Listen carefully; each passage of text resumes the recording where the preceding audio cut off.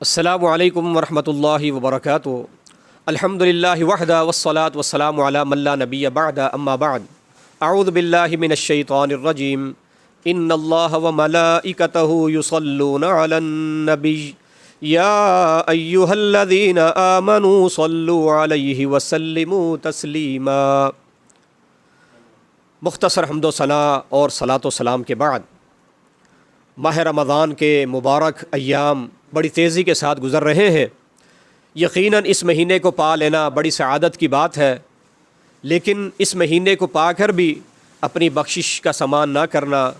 اور ماضی کی سی زندگی اسی طرح گزارتے جانا، یہ بڑی ہی شقاوت اور بد نصیبی کی بات ہے۔ وہ حدیث جبریل بڑی مشہور ہے جسے حضرت امام طبرانی رحمۃ اللہ علیہ نے معجم الکبیر کے اندر نقل فرمایا ہے، جس کے بارے میں نبی علیہ الصلاۃ والسلام فرماتے ہیں کہ جبریل امین نے 3 قسم کے لوگوں کے لیے بد دعا کی ہے، اور اس پر نبی کائنات صلی اللہ علیہ وسلم نے آمین فرمائی تھی۔ وہ 3 لوگ کون ہیں؟ حدیث میں آتا ہے جبریل امین میرے پاس آئے، جب میں سیڑھی پہ قدم رکھ رہا تھا تو جبریل امین نے یہ بد دعا کی، بعود من ادرک ابویہ عند الکبر او احدہما فلم یدخلاہ الجنہ۔ فرمایا کہ وہ شخص اللہ کی رحمت سے دور کر دیا جائے، اسے اللہ کی رحمت نصیب نہ ہو جس نے اپنے والدین کو یا دونوں میں سے ایک کو بڑھاپے کی حالت میں پایا ہو، پھر بھی وہ ان کی خدمت کر کے جنت نہ کما سکا، جنت حاصل نہ کر سکا۔ فرمایا بعودہ، وہ اللہ کی رحمت سے دور کر دیا جائے۔ گویا کہ انتہائی بد نصیبی کی بات ہے کہ والدین، اللہ رب العالمین نے یہ نعمت اس کو دی ہو، والدین بڑھاپے کو پہنچے ہوئے ہوں اور ان کی خدمت کر کے، ان کی اطاعت کر کے، فرما برداری کر کے انسان جنت نہ کما سکے۔ یہ تو جنت کمانے کا ایک بہترین، ایک آسان اور ایک عظیم انسان کے پاس موقع تھا کہ والدین کی خدمت کر لیتا اور جنت کما لیتا۔ فرمایا نہیں، جس نے ایسا نہیں کیا وہ اللہ کی رحمت سے دور کر دیا جائے۔ اور آگے فرمایا بعودہ من ذکرت عندہ فلم یصلی علیک، وہ شخص بھی اللہ کی رحمت سے دور کر دیا جائے جس کے سامنے آپ کا نام نامی، اسم گرامی محمد صلی اللہ علیہ وسلم لیا جائے، آپ کا ذکر خیر کیا جائے اور وہ محبت اور پیار کے ساتھ درود نہ پڑھے، فرمایا وہ بھی اللہ کی رحمت سے دور کر دیا جائے۔ اور تیسرا فرمایا بعود من ادرک رمضان فلم یغفر لہ، وہ انسان بھی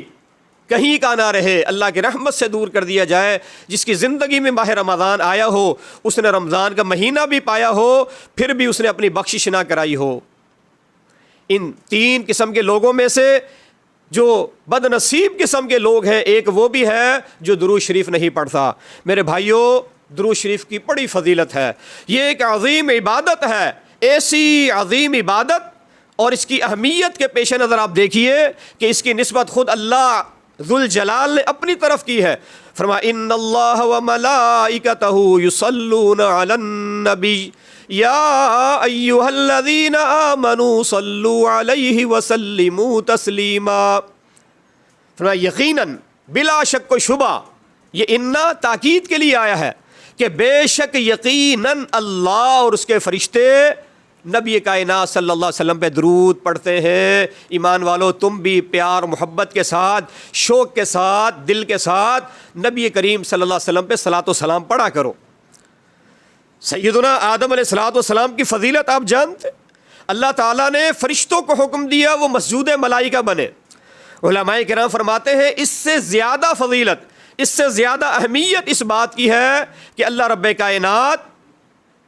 نبی کائنات صلی اللہ علیہ وسلم پہ درود بھیجتا ہے۔ اس کے فرشتے بھی، وہاں سجدے میں صرف فرشتے شامل تھے، لیکن یہاں درود میں اللہ ذوالجلال بھی، اس کے فرشتے بھی، اور تمام اہل ایمان کے لیے بھی یہی حکم ہے، صلو علیہ وسلموا تسلیما۔ اللہ اکبر۔ اور اس کی فضیلت کے بارے میں نبی علیہ الصلوۃ والسلام کی حدیث ہے، آپ نے فرمایا من صلی علیہ واحدہ صلی اللہ علیہ 10 مرات، جو ایک مرتبہ محبت کے ساتھ، خلوص کے ساتھ دل کے ساتھ مجھ پہ ایک دفعہ درود پڑھتا ہے، اللہ رب العالمین 10 رحمتیں اس پہ نازل فرماتا ہے۔ وَحَتَّ عَنْهُ 10 خَطِيَّاتٍ، پھر اللہ تعالیٰ اس کی 10 خطاؤں کو معاف کر دیتا ہے۔ وَرَفَعَ لَهُ 10 درجات، اللہ تعالیٰ اس کے 10 درجات کو بلند کر دیتا ہے۔ ایک درود 3 فائدے انسان کو حاصل ہوتے ہیں۔ ایک درود پڑھ لینے کی برکت سے، ایک مرتبہ محبت اور پیار کے ساتھ، سیدنا ابو طلحہ انصاری رضی اللہ تعالیٰ عنہ بیان کرتے ہیں ان رسول اللہ صلی اللہ علیہ وسلم جاء ذات یوم، ایک دن کی بات ہے، نبی کائنات صلی اللہ علیہ وسلم مسجد نبوی میں تشریف لائے، والبشر یری فی وجہہ، آپ کے چہرہ مبارک پر تبسم تھا، آپ مسکرا رہے تھے، اللہ اکبر، آپ کا چہرہ خوشی کے مارے چمک رہا تھا۔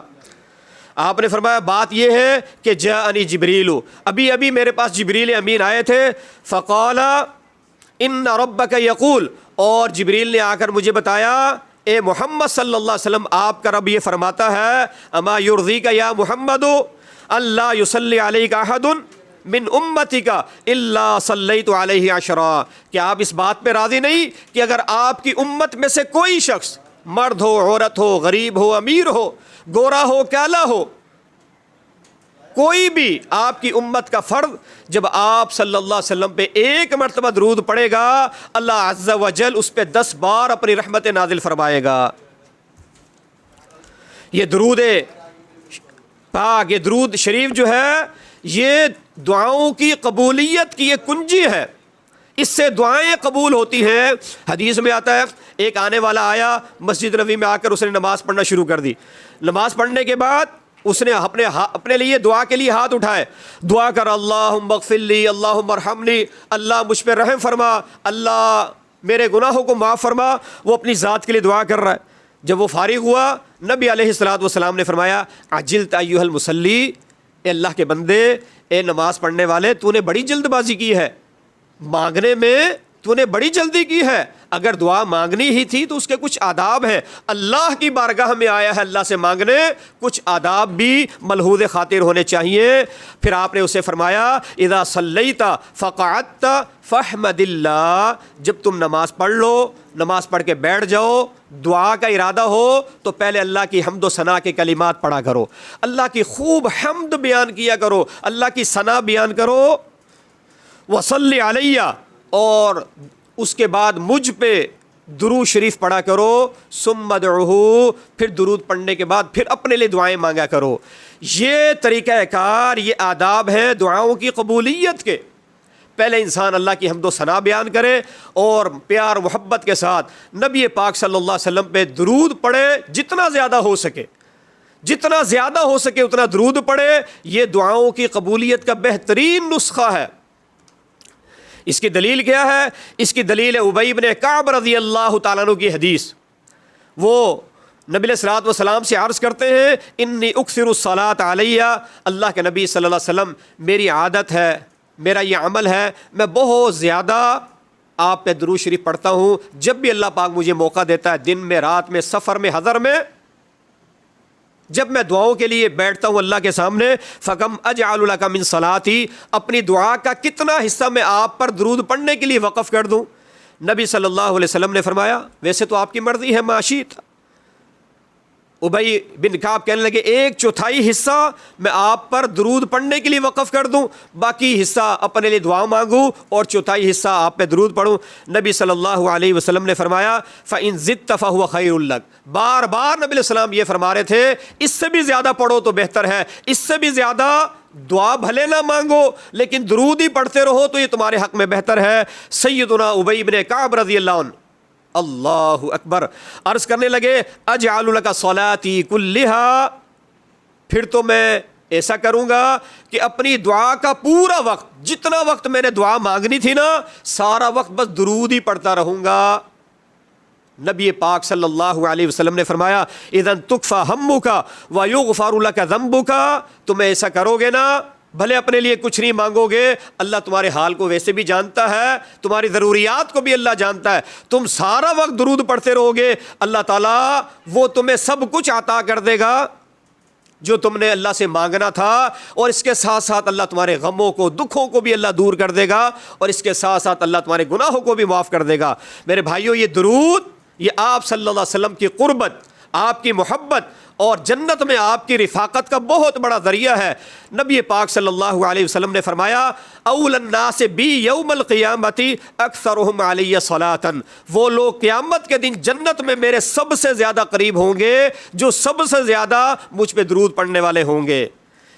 اللہ اکبر۔ تو اس لیے ہمیں بھی محبت کے ساتھ، پیار کے ساتھ، جب آپ صلی اللہ علیہ وسلم کا نام نامی اسم گرامی آئے تو درود پڑھنا چاہیے۔ آپ کا نام سن کر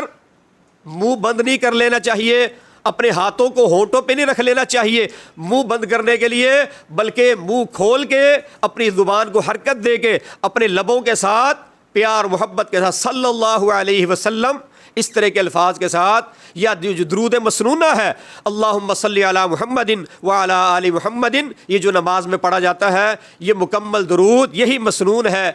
یہی سنت سے ثابت ہے، اس لیے ہمیں بھی اس عمل کو کرتے رہنا چاہیے۔ فرمایا یہ اللہ بھی درود پڑھتے ہیں اور اس کے فرشتے بھی، ایمان والو تم بھی درود پڑھا کرو۔ اللہ تعالی ہمیں عمل کی توفیق دے، اللہ تعالی سنت کی جو اتباع ہے اس کا جذبہ پیدا فرما دے۔ وآخر دعوانا ان الحمد للہ رب العالمین۔